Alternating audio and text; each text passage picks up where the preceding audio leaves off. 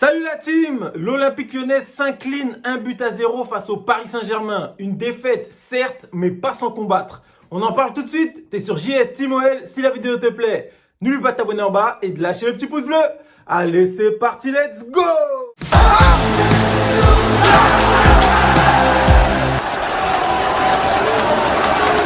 Ah là là les amis, on perd malheureusement, mais j'ai trouvé qu'on a fait un très gros match. Je trouve même que c'est notre meilleur match depuis le début de cette saison. Dites-moi ce que vous en pensez dans les commentaires. Peter Bosz a enfin changé de tactique en jouant dans une sorte de 4-4-2 en incluant Moussa Dembélé et Lacazette en attaque. J'aime bien ce système personnellement parce que tu mets tes meilleurs éléments sur la pelouse.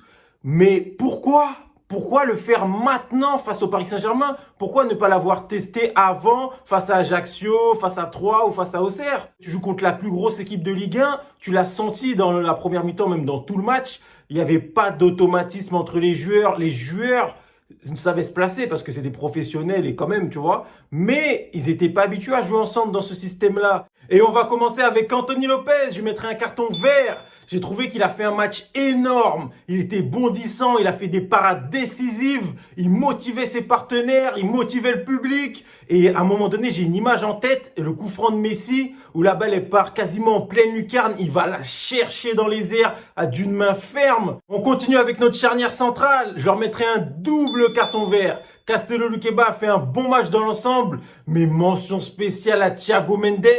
C'est le joueur qui m'a le plus impressionné du match à Lyon.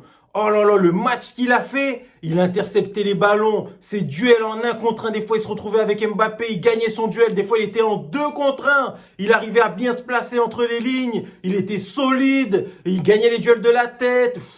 Franchement, c'est son meilleur match pour moi depuis qu'il joue à l'Olympique Lyonnais. Dites-moi ce que vous en pensez dans les commentaires. Après nos latéraux, Malo Gusto et Tagliafico, je leur mettrai un double carton jaune. J'ai trouvé qu'on s'est fait un peu manger sur les côtés. Que ça soit du côté d'Hakimi ou du côté de Nuno Mendes, j'ai trouvé qu'ils nous ont beaucoup plus percutés, qu'on les a trouvés beaucoup plus présents et plus dangereux. On passe à Corentin Tolisso, je lui mettrai un carton vert. Dommage qu'il n'ait pu faire qu'une seule mi-temps, mais j'ai trouvé qu'il a fait un match très intéressant. À un moment donné, il fait un super centre sur Lacazette qu'il a mis juste à côté. Après, si on doit parler de son remplaçant, Johan Le Penant, je lui mettrai un carton vert également. Très bonne entrée. J'ai trouvé qu'il a fait des contrôles orientés. Il n'a pas perdu le ballon, en tout cas très peu.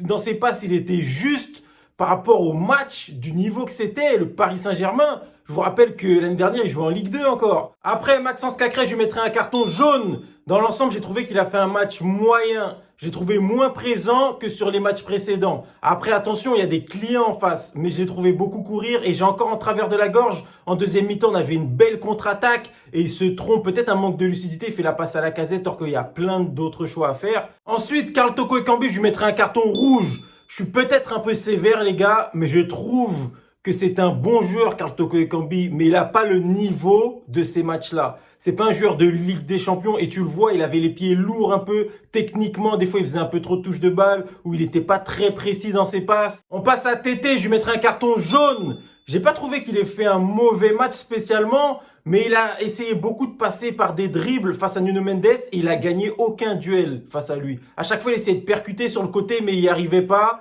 Et c'est rare, d'habitude il arrive en percussion, il fait des différences. Et ce match-là, pourtant il y avait des espaces, mais je ne l'ai pas trouvé très présent et très dangereux dans la surface adverse. Moussa Dembélé, je lui mettrai un carton jaune.